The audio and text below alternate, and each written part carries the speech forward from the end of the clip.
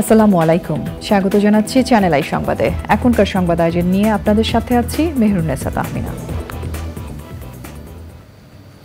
বিস্তারিত সংবাদের শুরুতে জানিয়ে দিচ্ছি সুপার ফ্রেশ ফর্টিফাইড সয়াবিন তেল সংবাদ শিরোনামগুলো। নেপালকে হারিয়ে সাফ অনূর্ধ্ব 20 পুরুষ ফুটবলে প্রথমবারের মতো চ্যাম্পিয়ন বাংলাদেশ। 4-1 গোলের জয়ে টুর্নামেন্ট সেরা মিরাজুলের জোড়া গোল। জামায়াত শিবির নিষিদ্ধের সিদ্ধান্ত প্রত্যাহার করে স্বরাষ্ট্র মন্ত্রণালয়ের প্রজ্ঞাপন। জনগণের দৃষ্টি অন্যদিকে নেয়ার অপচেষ্টা ছিল বলছে জামায়াত। বন্যা কবলিত এলাকায় খাবার ও সুপেয় পানির সংকটের পাশাপাশি সাপের উপদ্রব। নোয়াখালীতে নতুন নতুন এলাকা প্লাবিত। রাজনৈতিক দলের সাথে আলোচনার মাধ্যমে অন্তর্বর্তী সরকারের সময় বেঁধে দিতে চায় বিএনপি। লুটপাটে দলীয় কেউ জড়িত থাকলে ব্যবস্থা। এবং রাষ্ট্রীয় ব্যবস্থাপনায় নজিরবিহীন ব্যাংক ডাকাতি হয়েছে বললেন গভর্নর। এস আলমের সম্পত্তি না কেনার আহ্বান।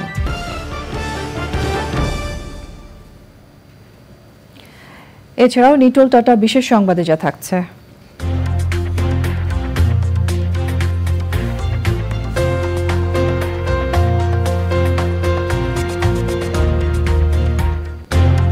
বুলগেরিয়ায় ঘুড়ি উৎসবের খবর।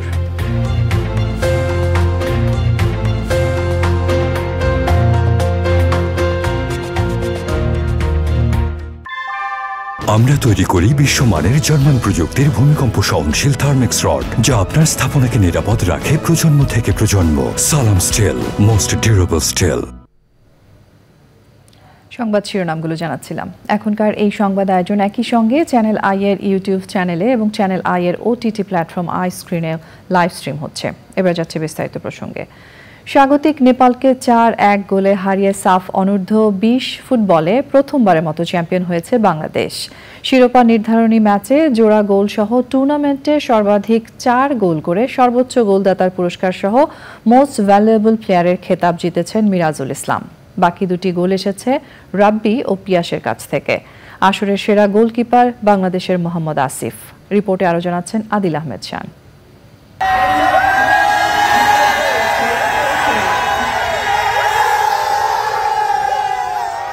সাফের জাতীয় ও বয়সভিত্তিক প্রায় সব ফুটবলে ট্রফি জিতলেও অনূর্ধ্ব 20-এর ট্রফিটা অধরাই ছিল বাংলাদেশের। চতুর্থবারের মতো ফাইনালে উঠে লাল সবুজের দল সেই স্বপ্ন পূর্ণ করল নেপালকে 4-1 গোলে হারিয়ে। কাঠমান্ডুর আনফা কমপ্লেক্সেই গ্রুপ পর্বে নেপালিদের কাছে 2-1 গোলে হেরেছিল কোচ মারুফুল হকের শিষ্যরা। তবে ফাইনালে স্বাগতিকদের বিপক্ষে দাপুটে বাংলাদেশকে দেখল সবাই। একের পর এক আক্রমণ করলেও লাল সবুজের দল গোলের দেখা পায় বিরতিতে যাবার আগে মিরাজুল ইসলামের ফ্রিকিক থেকে। দ্বিতীয়ার্ধে নেপালের উপর আধিপত্য ধরে রাখে বাংলাদেশ। 55 মিনিটে বাংলাদেশের হয়ে ব্যবধান দ্বিগুণ করেন মিরাজুলই।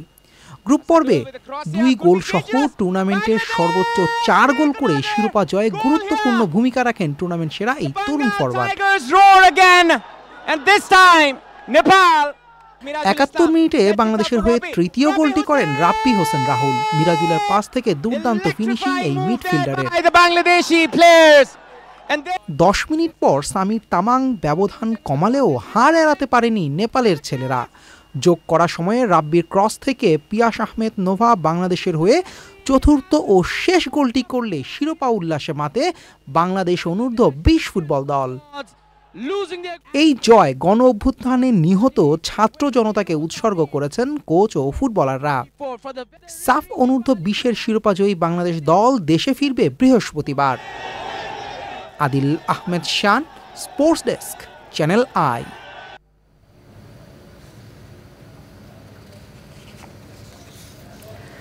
বাংলাদেশ জামায়াতে ইসলামীর আমির ডাক্তার শফিকুর রহমান বলেছেন, নিরীহ মানুষদের হত্যা করার পর মানুষের দৃষ্টি অন্যদিকে ফেরাতে জামায়াতে ইসলামীকে নিষিদ্ধ করেছিল আওয়ামী লীগ। সংবাদ সম্মেলনে তিনি বলেন, নানা অত্যাচার সহ্য করার পরও তারা নিপীড়নকারীদের ক্ষমা করে দিচ্ছেন। মোস্তফা মল্লিকের রিপোর্ট। প্রিন্ট ও ইলেকট্রনিক মিডিয়ার সম্পাদক, প্রধান নির্বাহী, বার্তা সম্পাদক ও প্রধান প্রতিবেদকদের সঙ্গে জামায়াতে ইসলামীর মতবিনিময় সভা। রাজধানীর গুলশানে এ আয়োজনে দলটির আমির ডাক্তার শফিকুর রহমান সহ শীর্ষ নেতারা ছিলেন। শফিকুর রহমান বলেন, সবার দৃষ্টি ঘুরিয়ে দিতেই জামায়াতকে নিষিদ্ধ করা হয়েছিল। আজকে আল্লাহ শুকরিয়া আদায় করছি, ২৬ দিনের মাথায় বা ২৭ দিনের মাথায় আমাদের উপর যে জুলুম করা হয়েছিল, সর্বশেষ জুলুম আমাদেরকে নিষিদ্ধ করে, সেটা ইতিমধ্যে প্রত্যাহার হয়েছে। আলহামদুলিল্লাহ রাব্বিল আলামিন। এটার এই স্টিগমাটা সর্বশেষ আমাদেরকে কেন দেওয়া হয়েছিল? আন্দোলনটাকে ডাইভার্ট করার জন্য, ইস্যু ডাইভার্ট করার জন্য। হয়তোবা কেউ কেউ চেয়েছিলেন যে এরকম কিছু একটা করলে জামাতে ইসলামী তার সমস্ত শক্তি নিয়ে রাস্তায় নামবে, প্রতিবাদ করবে, তখন অন্য কিছু হবে এটাকে কেন্দ্র করে, এবং যে মূল ইস্যুর স্রোতধারা তৈরি হয়েছিল এটা তখন ওইদিকে চলে যাবে, এই ইস্যুটা চাপা পড়বে। আমাদের দেশে কয়েক বছর ধরে আমরা শুনে আসছি যে এক ইস্যুতে আরেক ইস্যু চাপা পড়ে যায়। এটা হয়তো চাপা দেওয়ার মতো একটা জায়গা থেকে এটা হয়ে থাকতে পারে। যারা করেছেন তারা ভালো জানেন। জামায়াত আমির বলেন, যারা তাদের প্রতি অবিচার করেছেন তাদের তারা ক্ষমা করে দিয়েছেন। আপনাদেরকে সাক্ষী রেখে বলছি যে রাজনৈতিক দল হিসাবে কারো প্রতি আমাদের কোনো ক্ষোভ নেই, আমরা সবাইকে ক্ষমা করে দিলাম। কিন্তু যিনি সুনির্দিষ্ট ক্রাইম কমিট করেছেন, যিনি পারপিট্রেটর, তার ওই নির্দিষ্ট ক্রাইমের শাস্তি, সেটা আমার সাথে হোক, আপনার সাথে হোক, যার সাথে হোক, তাকে পেতে হবে। এটা যদি নিশ্চিত না হয় তাইলে সমাজে কোনো সংশোধন হবে না। পারপিট্রেটররা তখন uncontrolled, beyond control, without owning speed control, তারা অন্যরকম হয়ে যাবে, বেপরোয়া হয়ে যাবে। এই জন্য এটা ন্যায্যতার দাবি, ন্যায় বিচারের দাবি, সভ্যতার দাবি, সামাজিকতার দাবি, শান্তির দাবি, এটা হতে হবে। সেই ক্ষেত্রে যারা ভিকটিমরা যদি তারা কোনো সঙ্গত উদ্যোগ নেন, সেই উদ্যোগে সকল রাজনৈতিক, সামাজিক, সাংস্কৃতিক, সাংবাদিক সকলের তাদেরকে সাপোর্ট করা দরকার। কিন্তু তারা অসঙ্গত কিছু হলে আমরা তাদের সাথে নেই। গণহারে একটা মামলায়, একটা হত্যা মামলায় ৫০০ জনকে আসামি করা, এটা কতটুকু যৌক্তিক, এটা নিয়ে শতবার আমাদের চিন্তা করা উচিত। তাহলে কিন্তু এর আড়ালে মূল ব্যক্তিটি কিন্তু বেঁচে যাওয়ার সুযোগ তৈরি হয়ে যাচ্ছে। ডাক্তার শফিকুর রহমান আরও বলেন, দেশকে ঠিক রাখতে হলে রাজনৈতিক ঐক্য এবং স্বাধীন সাংবাদিকতা সবচেয়ে বেশি প্রয়োজন। Mostafa Mallik, Channel I, Dhaka. ২৮ দিনের মাথায় বাতিল করা হলো জামায়াত শিবির নিষিদ্ধের প্রজ্ঞাপন। এ বিষয়ে প্রজ্ঞাপন জারি করেছে স্বরাষ্ট্র মন্ত্রণালয়।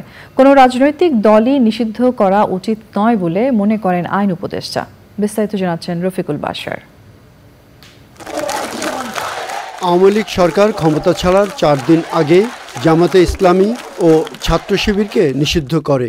অন্তর্বর্তী সরকার সেই নিষিদ্ধের আদেশ বাতিল করল। স্বরাষ্ট্র মন্ত্রণালয়ের প্রজ্ঞাপনে বলা হয়েছে, জামায়াতে ইসলামী, এর ছাত্র সংগঠন ইসলামী ছাত্র শিবির বা এর কোনো অঙ্গ সংগঠনের বিরুদ্ধে সন্ত্রাস ও সহিংসতায় সম্পৃক্ততার সুনির্দিষ্ট তথ্য প্রমাণ সরকার পায়নি। সরকার বিশ্বাস করে জামায়াতে ইসলামী কোনো সন্ত্রাসী সংগঠন নয়। প্রজ্ঞাপনের পর আইন উপদেষ্টা বলেন, ছাত্র জনতার বিপ্লবকে সন্ত্রাসী কর্মকাণ্ড হিসাবে আখ্যায়িত করতে আওয়ামী লীগ জামাতকে নিষিদ্ধ করেছিল। আওয়ামী লীগ কোনো নীতিগত অবস্থান থেকে জামাতকে নিষিদ্ধ করে নাই। আওয়ামী লীগ রাজনৈতিক অপকৌশলের জন্য ছাত্র জনতার বিপ্লবকে নির্মমভাবে দমন করার জন্য এই ইস্যুটাকে এইভাবে ব্যবহার করেছিল। তা আমরা ছাত্র জনতার গণ অভ্যুত্থানে পরাজিত এবং প্রত্যাখ্যাত একটি দলের অন্যায় ন্যারেটিভের পার্ট হতে পারি না। আওয়ামী লীগের রাষ্ট্রীয় ক্ষমতায় দোর্দণ্ড প্রতাপে ছিল, কখনোই নিষিদ্ধ করে নাই। যখন ছাত্র জনতার বিপ্লবে যখন আওয়ামী লীগের প্রায় পরাজিত এবং পরাভূত হওয়ার মতো অবস্থা হয়েছে, তখন আপনার এই পুরা বিপ্লবটাকে, পুরা অভ্যুত্থানটাকে সন্ত্রাসী কর্মকাণ্ড আখ্যায়িত করে অবাধে দমন নিপীড়ন চালানোর একটা পর্যায়ে জামাতকে নিষিদ্ধ করেছে। মত প্রকাশের স্বাধীনতার জন্য আওয়ামী লীগ সহ অন্য কোনো রাজনৈতিক দল নিষিদ্ধ করা সমীচীন নয় বলেও মন্তব্য করেন তিনি। আওয়ামী লীগ বাংলাদেশের স্বাধীনতা সংগ্রামে নেতৃত্ব প্রদানকারী দল। বিভিন্ন গণতান্ত্রিক সংগ্রামে এই দলটার অবদান ছিল। গত 15 বছর তারা যা করেছে সেটা তাদের ঐতিহ্যের সাথে যায় না, সেটা মুক্তিযুদ্ধের চেতনার সাথে যায় না। তারা বাংলাদেশের ইতিহাসে বর্বরতম এক ফ্যাসিবাদ কায়েম করেছিল। এই কর্মকাণ্ডের জন্য ব্যক্তিগত দায় থাকতে পারে, লিডারদের সামষ্টিক দায় থাকতে পারে, বা দল হিসাবে ব্যক্তিগতভাবে আমি বলছি, দল হিসাবে আওয়ামী লীগ মানে নিষিদ্ধ করা দল হিসাবে মনে হয় না সমীচীন হবে। অলরাউন্ডার ক্রিকেটার সাকিব আল হাসান গ্রেপ্তার হবেন না বলে আশা আইন উপদেষ্টার। সাকিবের বিরুদ্ধে মামলা হয়েছে, তারপরও আমরা এটা পুলিশ প্রশাসনের ব্যাপার, আমরা যতটুকু বলার চেষ্টা করেছি, মামলা হওয়া বা এফআইআর হওয়া মানে তো গ্রেফতার না। আমার বিশ্বাস আমাদের মানে স্বরাষ্ট্র মন্ত্রণালয় থেকে উদ্যোগ নেওয়া হবে যাতে মানে কেউ অতি উৎসাহিত হয়ে গ্রেফতার না করতে যায়। সাংবাদিক দম্পতি সাগর রুনি হত্যাসহ কয়েকটি মামলার ক্ষেত্রে অগ্রাধিকার দেওয়া হবে বলেও জানান আইন উপদেষ্টা। Rafiqul Bashar, channel I, Dhaka. কানাডাকে বাংলাদেশে বিনিয়োগের আহ্বান জানিয়ে বাংলাদেশকে অর্থনৈতিক বিপর্যয় থেকে পুনর্গঠনে সহযোগিতার আহ্বান জানিয়েছেন প্রধান উপদেষ্টা অধ্যাপক মোহাম্মদ ইউনূস। প্রধান উপদেষ্টার বাসভবন ও কার্যালয় যমুনায় বাংলাদেশে নিযুক্ত কানাডার হাইকমিশনার লিলি নিকোলাস প্রধান উপদেষ্টার সঙ্গে সাক্ষাৎকালে অধ্যাপক ইউনূস কানাডার সঙ্গে দীর্ঘ সম্পর্কের কথা স্মরণ করে অর্থনৈতিক প্রবৃদ্ধি বাড়াতে সমর্থন চান। বিগত সরকারের শাসন আমলে ভেঙে পড়া প্রতিষ্ঠানগুলো সরকার পুনরুদ্ধার করছে এবং শৃঙ্খলা ও স্বচ্ছতা ফিরিয়ে আনছে বলেও জানান প্রধান উপদেষ্টা। পরে প্রধান উপদেষ্টার সঙ্গে সাক্ষাৎ করেন বাংলাদেশে ফ্রান্সের রাষ্ট্রদূত মারি মাসডুপি। অন্তর্বর্তী সরকারকে ফ্রান্স সব ধরনের সহায়তা করতে প্রস্তুত বলে সাক্ষাতে জানান ফ্রান্সের রাষ্ট্রদূত। প্রধান উপদেষ্টা বলেন, জনগণ যতদিন চাইবে অন্তর্বর্তী সরকার ততদিন থাকবে। প্রধান উপদেষ্টার সঙ্গে সাক্ষাৎ করেছেন বাংলাদেশে নিযুক্ত মালয়েশিয়ার হাইকমিশনার হাসনা মোহাম্মদ হাশিম। বৈঠকে association of south east Asian Nations ASEAN এর সদস্য হওয়ার জন্য মালয়েশিয়ার সহযোগিতা চান অধ্যাপক মোহাম্মদ ইউনূস। এছাড়া প্রধান উপদেষ্টা অধ্যাপক মোহাম্মদ ইউনূসের সাথে বৈঠক করেছে ইউএনডিপির একটি প্রতিনিধি দল।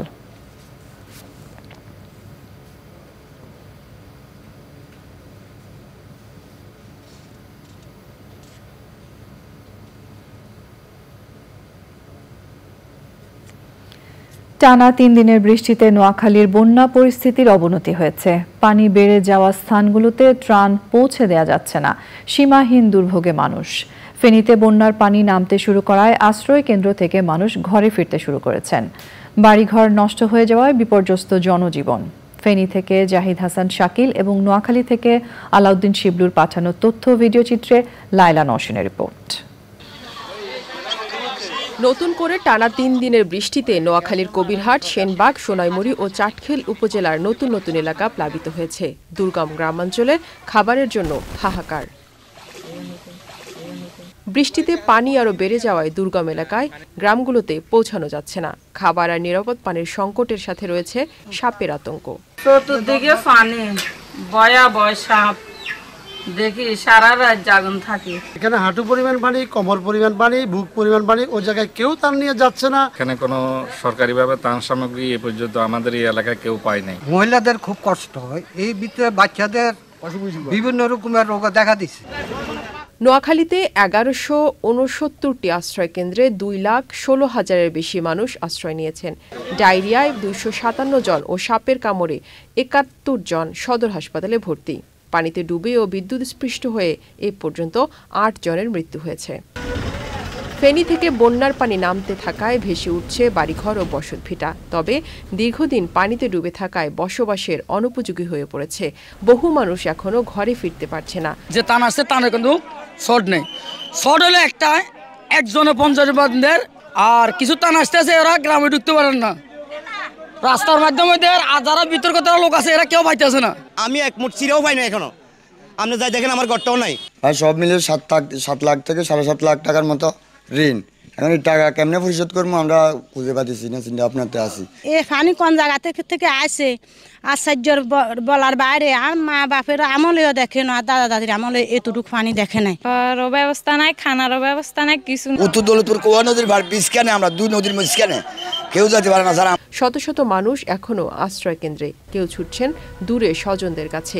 যারা ঘরে ফিরেছেন তারাও মুখোমুখি হচ্ছেন অবর্ণনীয় দুঃখ কষ্টের। অনেক দুর্ভোগ চলতেছে, কিন্তু ত্রাণের জিনিস বা যাই কিছু মানুষের দিতেছে, যে ফাইতেছে যারা পান না রঙা চলি আইতেছে, সঙ্গে থাকবো ঘন্টা কি করবো ঘন্টা আমাদের ঘন্টা জানে।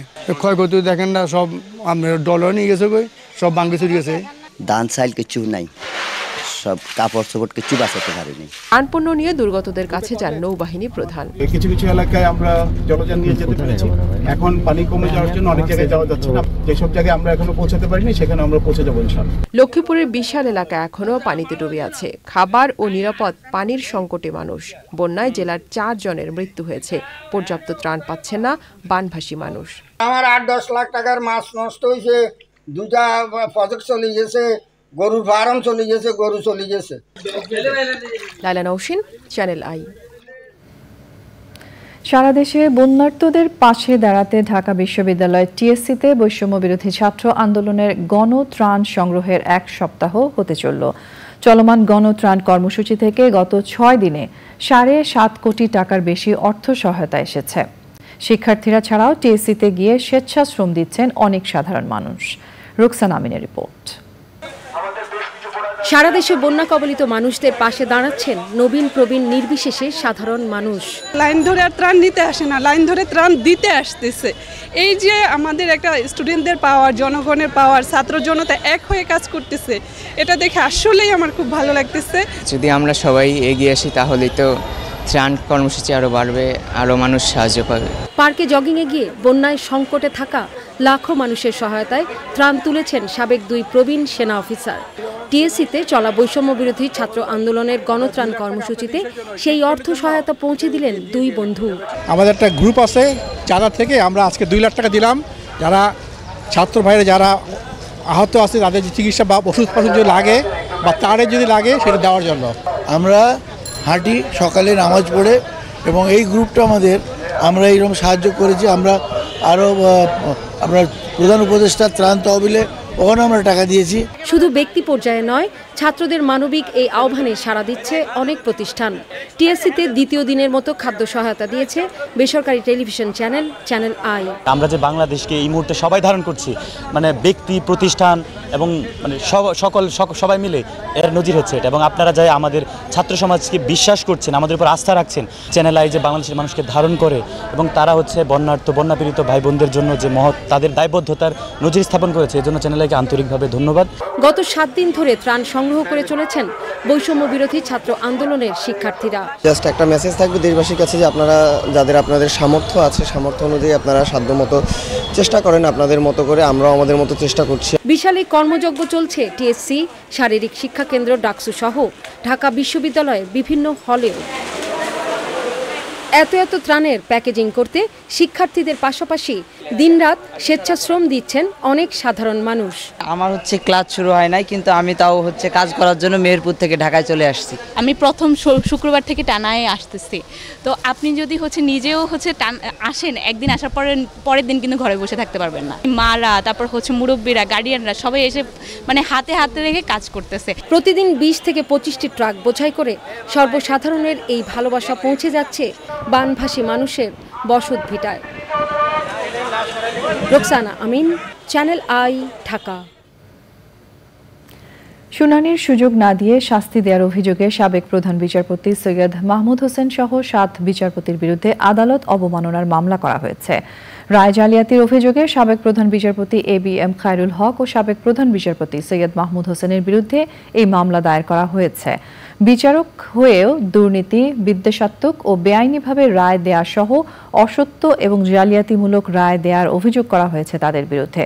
রাজধানীর শাহবাগ থানায় এই মামলা দায়ের করা হয়। বিএনপি মহাসচিব মির্জা ফখরুল ইসলাম আলমগীর বলেছেন, রাজনৈতিক দলগুলোর মধ্যে আলোচনার মাধ্যমে অন্তর্বর্তী সরকারকে একটি নির্দিষ্ট সময় দিতে চায় বিএনপি। গুলশানে চেয়ারপারসনের কার্যালয়ে সংবাদ সম্মেলনে তিনি এই কথা বলেন। জনগণের সমর্থনের সরকারের মাধ্যমে দেশের প্রকৃত সংস্কার আসবে উল্লেখ করে তিনি বলেন, লুটপাটে বিএনপির কর্মীরা জড়িত নয়, কেউ জড়িত থাকলে দোষীদের বিরুদ্ধে ব্যবস্থা নেওয়া হবে। বিস্তারিত মইনুল হাসানের রিপোর্টে। গুলশানে বিএনপির চেয়ারপারসন কার্যালয়ে সংবাদ সম্মেলনে দলের মহাসচিব মির্জা ফখরুল ইসলাম আলমগীর স্থায়ী কমিটির বৈঠকে নেওয়া বিভিন্ন সিদ্ধান্তের কথা জানান তিনি। মির্জা ফখরুল বলেন, বিএনপি কোনো রাজনৈতিক দল নিষিদ্ধের পক্ষে নয়। যারা দেশের স্বাধীনতা সার্বভৌমত্বের পক্ষে তাদের রাজনীতি করার অধিকার রয়েছে। জামায়াতের আমিরের বক্তব্য প্রসঙ্গে তিনি বলেন, আমাদের লড়াই গণতন্ত্রের জন্য নির্বাচন প্রয়োজন। যতদিন আমরা মনে করি যে সরকার রাইট ট্র্যাকে থাকবে, অবশ্যই আমরা সেটা করব। যারা গণতন্ত্রকে আপনার ব্যাহত করার জন্য, ধ্বংস করার জন্য কাজ করেছে তাদেরকে আমরা সেইভাবে এই দেশে মধ্যে মানুষ এখানে একটা ডেমোক্রেটিক সেট আপ চায়, একটা গণতন্ত্র চায়, নির্বাচন চায়। আপনি দেখবেন যে মানুষ কত খুশি হয় যখন নির্বাচন আসে, যদি অবাধ, সুষ্ঠু, নিরপেক্ষ হয়, মানুষ সেটা গ্রহণ করে। এই জিনিসটা আমাদের মাথায় রাখতে হবে। বিএনপির মহাসচিব বলেন, এই বিপ্লব ব্যর্থ করার জন্য ভারত থেকে অপপ্রচার চালানো হচ্ছে। তারা সাম্প্রদায়িকতাকে উস্কে দিচ্ছে। কোনো মানুষের বিরুদ্ধে শত্রুতা থাকলে মামলা দেওয়া হচ্ছে। এই মামলাগুলো নেওয়ার আগে আপনার আইন শৃঙ্খলা রক্ষাকারী বাহিনী যেন একটু যাচাই করে নেয় যে কোনটা সম্ভব, কোনটা সম্ভব। আমি আমাদের দলের সকল নেতা কর্মীদের কাছে আহ্বান জানাবো যে তারা এমন কোনো মামলা দেবেন না যে মামলাতে কোনো সারবস্তু থাকবে না। বিএনপির প্রতিষ্ঠাবার্ষিকী উপলক্ষে 6 দিনের কর্মসূচি বাতিল করে সেই অর্থ বন্যা দুর্গতদের সহায়তা ত্রাণ তহবিলে দেওয়ার কথা জানান মির্জা ফখরুল। এছাড়া বিএনপির কেন্দ্রীয় কার্যালয় থেকে বন্যা তহবিল মানুষের জন্য ত্রাণ কার্যক্রম পরিচালনা করেন দলের স্থায়ী কমিটির সদস্য অধ্যাপক ডক্টর AZM জাহিদ হোসেন। নোয়াখালীতে বানবাসীদের মধ্যে ত্রাণ বিতরণ করেন ঢাকা উত্তর বিএনপির আহ্বায়ক সাইফুল আলম নীরব। মনির হাসান, চ্যানেল আই, ঢাকা।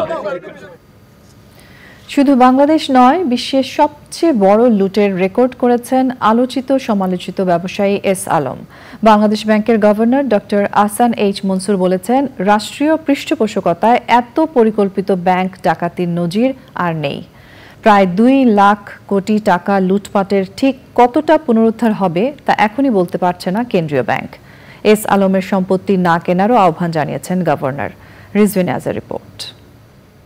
মঙ্গলবার ব্যাংকিং খাতের জন্য এক ঘটনাবহুল দিন বটে। 3টি বাণিজ্যিক ব্যাংকের পরিচালনা পর্ষদ ভেঙে নতুন পরিচালক দিয়েছে বাংলাদেশ ব্যাংক। গত 2 সপ্তাহে ভাঙা হয়েছে 6টি ব্যাংকের পরিচালনা পর্ষদ। পাইপলাইনে আছে বাংলাদেশ কমার্স ব্যাংক সহ আরও কয়েকটি। তবে এখনও এস আলম পরিবারের রাহুমুক্ত হয়নি ব্যাংকিং খাত। সিস্টেমেটিক ওয়েতে ব্যাংক লুট করা, এটা কিন্তু এই রকমভাবে বিস্তৃত আকারে এবং এত সুপরিকল্পিতভাবে রাষ্ট্রযন্ত্রকে ব্যবহার করে অন্য কোথাও আমি শুনি নেই। ইসলামিক ব্যাংকের নতুন যে বোর্ড আছেন তাদের সাথে আমরা বসবো। আমি 1 সপ্তাহ টাইম দিয়েছি যে আপনাদের কর্মপরিকল্পনা নিয়ে আসেন। কাজেই সরকারের স্বার্থ দেখতে হবে। সরকারের স্বার্থ মানে হচ্ছে জনগণের স্বার্থ, মানে ডিপোজিটরদের স্বার্থ। সেটাই দেখতে হবে, একমাত্র দায়িত্ব। এখানে অন্য কেউ মালিক নয়। আমরা বোর্ড দিয়েছি, দরকার হলে বোর্ড চেঞ্জ করব। ঠকবাজতে গা উজাড়ের দশার সাথে ব্যাংকিং খাতে নতুন গভর্নরের জন্য আরেক উদ্বেগের জায়গা ব্যাংক থেকে টাকা তোলার হিড়িক। পৃথিবীর কোনো দেশই, কোনো ব্যাংকিং সিস্টেমে যদি সব গ্রাহক টাকা তুলতে যায়, ব্যাংক সে টাকা দিতে পারবে না। পৃথিবীর কোনো দেশেই পারবে না। তাহলে আমি আমাদের গ্রাহকদেরকে বলবো যে আপনারা ধৈর্য ধরুন। এখন ভুল করেছেন, সঠিক সিদ্ধান্ত নিয়েছেন জানি না। এখন আপনারা ওইসব ব্যাংকে টাকা রেখেছেন, একসাথে তুলতে যাবেন না। সবাই যদি তুলতে যান তাহলে কেউ টাকা পাবে না। ইটস নট লাইক আগের কমিশনের মতো কিন্তু হবে না। আগের কমিশন তো আর কারিগর হিসাবে করে নাই, তারা আর্কিটেক্ট হিসাবে ডিজাইন করেছেন, হ্যাঁ, কিছু দিক নির্দেশনা দিয়েছেন।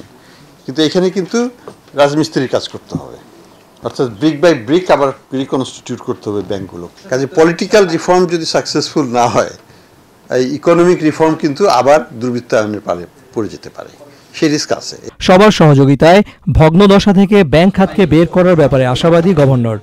কোনো ব্যক্তি বা প্রতিষ্ঠান যেন এস আলম গ্রুপের স্থাবর অস্থাবর সম্পত্তি না কেনে সে বিষয়ে সাবধান করেছেন তিনি। রিজভিন আওয়াজ, চ্যানেল আই, ঢাকা। শান্তি শৃঙ্খলা, জননিরাপত্তা, প্রশাসনিক ও অর্থনৈতিক কর্মকাণ্ড স্বাভাবিক অবস্থায় ফিরিয়ে আনাকে সরকারের প্রথম প্রাধান্য হিসেবে চিহ্নিত করেছে টিআইবি। সংবাদ সম্মেলনে টিআইবি বলেছে, চাইলে বিদ্যমান আইনেই পাচার করা অর্থ ফেরত আনা সম্ভব। বর্তমানে মামলাগুলোতে যেভাবে আসামি করা হচ্ছে তাতে প্রকৃত দোষীরা পার পেয়ে যেতে পারে বলে আশঙ্কা টিআইবির। পরাগ আজিমের রিপোর্ট। নতুন বাংলাদেশ দুর্নীতি প্রতিরোধ, গণতন্ত্র ও সুশাসন বিষয়ে ট্রান্সপারেন্সি ইন্টারন্যাশনাল বাংলাদেশ টিআইবির সুপারিশ প্রসঙ্গে সংবাদ সম্মেলন। এসব বিষয়ে অন্তর্বর্তী সরকারের করণীয় নিয়ে শুরুতে লিখিত বক্তব্য পাঠ করেন টিআইবির নির্বাহী পরিচালক ডক্টর ইফতেখারুজ্জামান। আশু প্রধানের যেটা প্রয়োজন, যে ক্ষেত্রগুলো যে শান্তি শৃঙ্খলা, জননিরাপত্তা, প্রশাসনিক স্বাভাবিকতা নিশ্চিত করা, এই অর্থনৈতিক কর্মকাণ্ড স্বাভাবিক অবস্থায় ফিরিয়ে আনার প্রয়াস নিশ্চিত করতে হবে। উচ্চ পর্যায়ের দুর্নীতি, অর্থপাচারের কার্যকর জবাবদিহির অনুকরণীয় দৃষ্টান্ত স্থাপনের দুদক, BFIO, NBR, CID, attorney general কার্যালয়ের সমন্বয়ে টাস্কফোর্স গঠন করতে হবে। এরপর সাংবাদিকদের বিভিন্ন প্রশ্নের উত্তর দেন টিআইবির নির্বাহী পরিচালক। পাচারকৃত অর্থ শুধু চিহ্নিত করা সম্ভব, তাকে ফেরত আনা সম্ভব, শুধু তাই নয়, যারা এর সাথে জড়িত তাদেরকে দেশে ফেরত আনে, যদি দেশের বাইরে থাকেন বা দেশে থাকবে, বিচারের সম্মুখীন করা সম্ভব। আমাদের আইন অনুযায়ী সবই কিন্তু আছে এবং সেটা কিন্তু আমাদের রোডম্যাপ কিন্তু সরকারের হাতে আছে, সংশ্লিষ্ট প্রতিষ্ঠানের হাতে আছে। ব্যাংক খাতের প্রয়োজনীয় সংস্কারের পাশাপাশি ঋণ জালিয়াতির সাথে যুক্তদের শাস্তির দাবি জানিয়েছে টিআইবি। নির্বাহী পরিচালক কথা বলেন বর্তমানে চলমান হত্যা মামলাগুলোর বিষয়েও। যে ধরনের মামলা করে আমাদের আইন প্রয়োগকারী সংস্থা অভ্যস্ত হয়ে গেছেন, সেই ধরনের মামলাই তারা করছেন, যার ফলে এটা যে সাস্টেনেবল না, বা এটা যে আসলে আদালতে আলটিমেটলি টিকবে কি টিকবে না, এবং এর মাধ্যমে যারা আসলে প্রত্যক্ষ হত্যার জন্য দায়ী তাদেরকেই বাস্তবে সুরক্ষার সুযোগ করে দেওয়া হচ্ছে কিনা, সেটিও কিন্তু ভাবার বিষয় আছে। টিআইবি বলছে গণ আন্দোলনের প্রাথমিক চাওয়া পূরণ হয়েছে, কিন্তু প্রাপ্তির বিষয়টি নিয়ে কাজ করতে হবে সবাইকে। প্রাপ্তির জায়গাটা যে এই জায়গায় যেতে পারে। পরাগ আজিম, চ্যানেল আই, ঢাকা। অন্তর্বর্তী সরকারের ক্রয় কমিটির প্রথম বৈঠকে 3টি প্রস্তাবে 90,000 টন ইউরিয়া সার কেনায় অনুমোদন দেওয়া হয়েছে। কমিটির আহ্বায়ক অর্থ ও বাণিজ্য উপদেষ্টা সালেউদ্দিন আহমেদ বৈঠকে সভাপতিত্ব করেন। বৈঠক শেষে তিনি বলেন, সার সংকট হবে না, প্রয়োজনীয় অর্থ বরাদ্দ দেওয়া হবে। বৈঠকে 20 লাখ টন ডাল কেনারও সিদ্ধান্ত হয়েছে।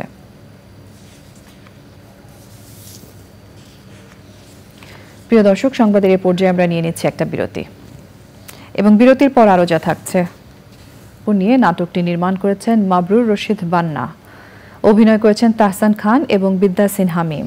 আইস্ক্রিন সাবস্ক্রাইব করে নাটকটি উপভোগ করতে পারবেন দর্শকরা।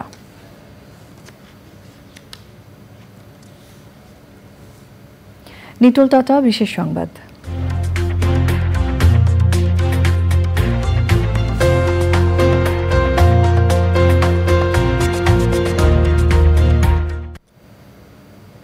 বুলগেরিয়ায় ঐতিহ্যবাহী ঘুড়ি উৎসব শুরু হয়েছে। কৃষ্ণ সাগরের উপকূলে হাজার হাজার দর্শনার্থীর অংশগ্রহণে শুরু হয় এই উৎসব। এতে নানা রঙের ঘুড়ি উড়িয়ে দর্শনার্থীদের আনন্দ দেন প্রতিযোগীরা। মূলত জলবায়ু এবং পরিবেশ সম্পর্কে সচেতনতা বৃদ্ধির লক্ষ্যে এই আয়োজন করেছে দেশটি। এছাড়া নিজেদের মধ্যে সম্প্রীতি তৈরি করতে 10 বছর ধরে সমুদ্র সৈকতে এই উৎসবের আয়োজন করা হয়। উৎসব 1 সেপ্টেম্বর পর্যন্ত চলবে। কৃষি সংবাদ।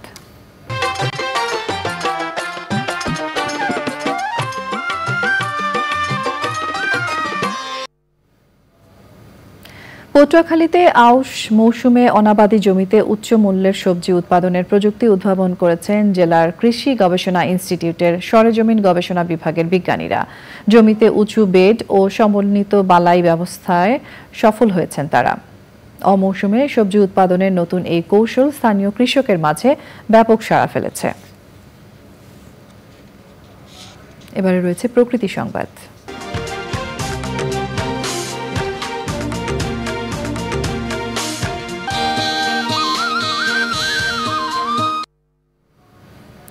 উজানের ঢলে প্রতি বছর 2 কোটি টন পলি আসছে তিস্তায়। নদীর পরিচর্যা না হওয়ায় ভরাট হওয়া বুকে পানি ধরে রাখতে পারছে না তিস্তা। তাই প্রতি বছর বন্যা ও ভাঙনে নদী এলাকায় প্রায় 1 লাখ কোটি টাকার ক্ষয়ক্ষতির কথা জানিয়েছেন নদী বিশেষজ্ঞরা। সংকট উত্তরণে তিস্তা মহাপরিকল্পনা বাস্তবায়নে একমাত্র পথ দেখছেন তারা। পূবালী ব্যাংক বাণিজ্য সংবাদ।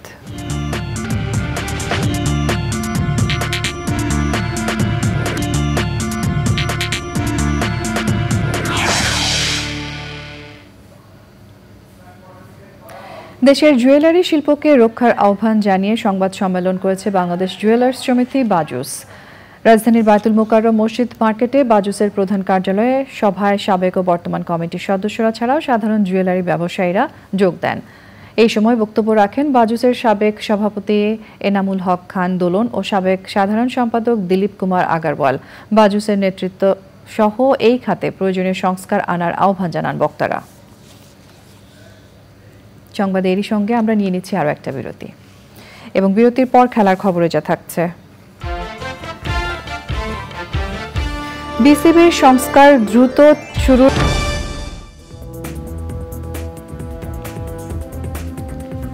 স্বাগত জানাচ্ছি আরও একবার চ্যানেল আই সংবাদে। এবারে রয়েছে খেলার খবর।